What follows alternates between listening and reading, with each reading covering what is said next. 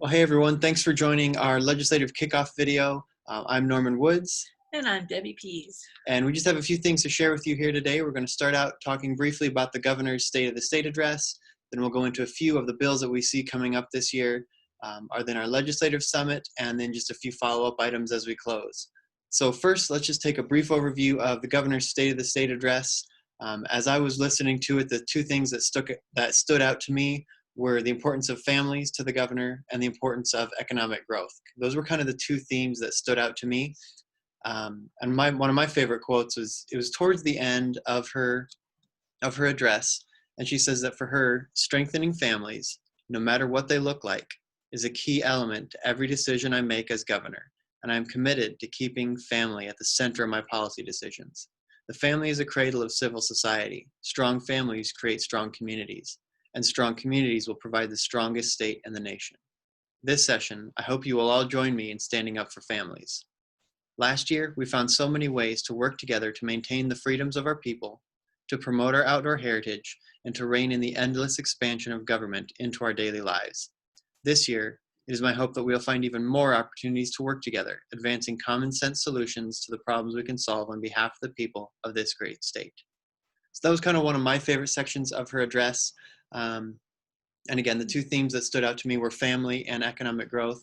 And one of those things is related to families and just are the values we have here in South Dakota. Debbie, you want to talk about one of the bills that she introduced the concept of yesterday? Absolutely. So she brought two families to the Capitol that had children with Down syndrome. And then she also introduced a bill that the governor's office is working on to protect unborn babies that have this diagnosis. So in case you didn't hear her speech, like, she said it way better than I could. So as Norman did, I'm going to quote our governor. We were just so thrilled with her State of the State. So if in case you didn't hear it, here's what she said about that. God blessed these beautiful children with an additional chromosome. Their gorgeous smiles, distinct personalities, and that vibrancy you see before you are all gifts from God. For those who have had the privilege of knowing someone with Down syndrome, you know that person ends up being a gift to all of us. I share this because even today, in 2021, some European countries like Iceland and Denmark are on pace to virtually eliminate children with Down syndrome.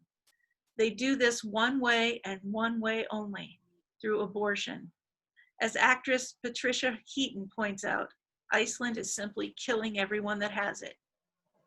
As South Dakotans, frankly, as human beings, we should all be appalled by this. We are better than that. The Declaration of Independence summarizes what we all know in our hearts to be true. God created each of us and endowed all of us with the right to life.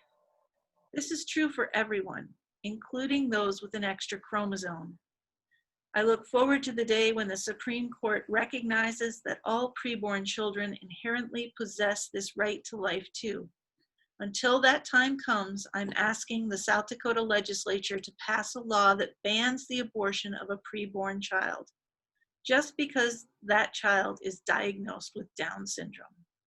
Let's make South Dakota a symbol of hope, justice, and love for children like Cody and Valentina. With the help of several pro-life groups across the state, my team will present legislation for your consideration and swift passage. And we at FHA are so excited to work with the governor's office on this important legislation. And after that statement, you could see there was, standing ovation and a lot of excitement in the room. But I was talking with someone else who they said, yeah, I saw a few people that they weren't clapping or standing or anything. So that was just very interesting. And if we move on a similar topic, there's several other pro-life related bills that we're probably going to see this session. One of them has already dropped into the hopper. So Debbie, why don't you bring us up to speed on those? Yep, so if you look up House Bill 1051, the prime sponsor is Representative Fred Deutsch, and that's the Abortion Survivors Protection Act. We have an old law in our statute protecting babies that are born alive, but this bill just strengthens it by providing more definitions of what that means.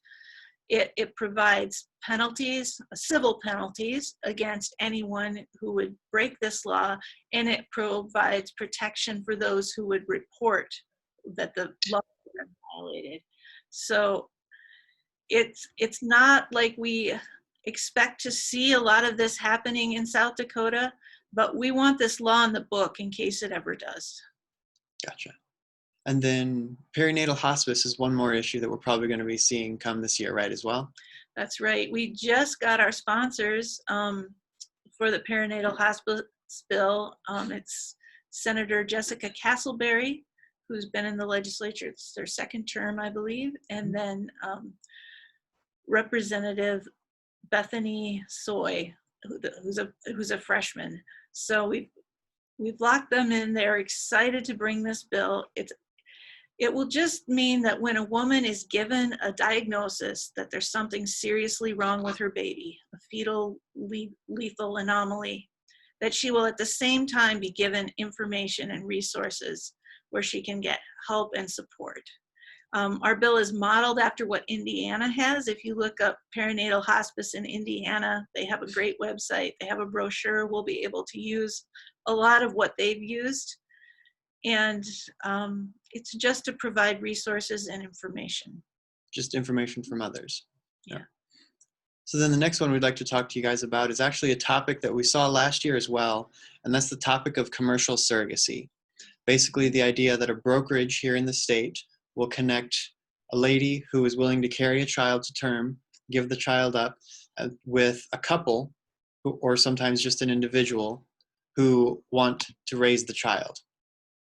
And so although, as I was talking with Chris Motes with the Catholic Conference a while back, this is definitely a topic that we always have to approach with what we call bucket loads of grace, because there's always a lot of really good people who are doing, we're talking about the life of a child here.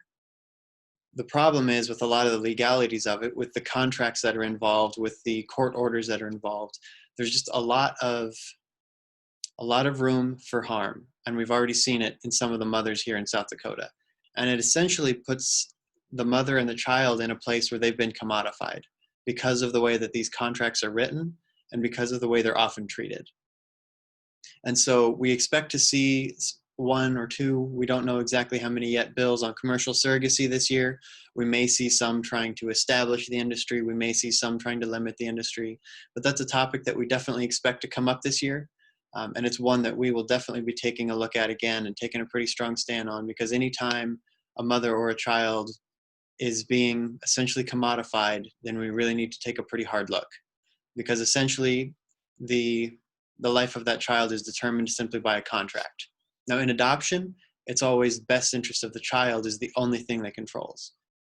With surrogacy, the contract is essentially what controls. So even if there's a determination that something else is in the best interest of the child, it just doesn't matter, because the contract is what controls.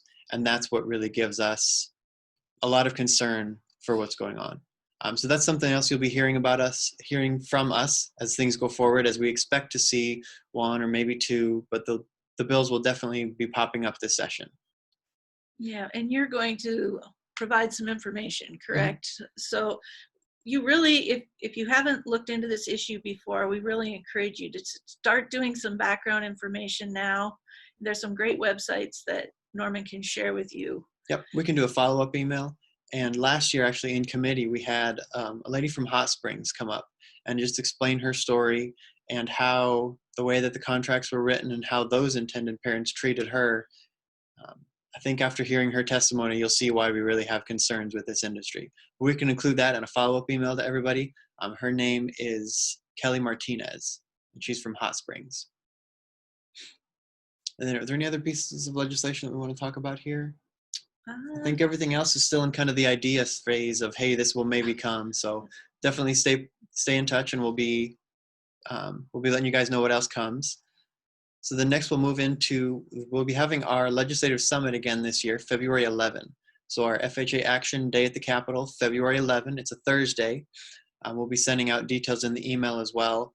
We're looking into the buses again. We usually do one from Rapid City and Sioux Falls. Those will most likely be able to happen again, even in spite of COVID. So we've been kind of quiet on the details of this event. Usually we're promoting it earlier, but we didn't know what the Capitol was going to look like as far as COVID protocols, COVID rules, things like that. Are they going to put limits on events? Are they not going to allow catering to be brought in, things like that? So we're just waiting to see the details there. But as of now, it looks like everything should be good to go. And we'll get into kind of the COVID protocols here at the Capitol here in a second. But definitely mark your calendars, February 11 for our day at the Capitol. Normally, we were just inviting pastors and ministry leaders, but every year we had more and more people asking to come who didn't have the role of pastor or weren't directly in leadership of a nonprofit. And we were eventually last year like, why are we restricting this? So everyone's invited this year to the FHA Action Day at the Capitol. So mark your calendars for February 11, and we'll be in touch with more details.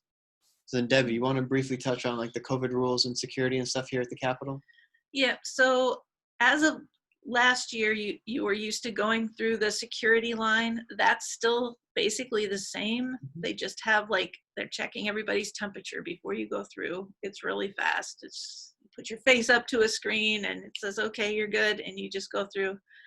And the rules in the Senate are that masks are required. However, there are plenty of senators who aren't wearing masks.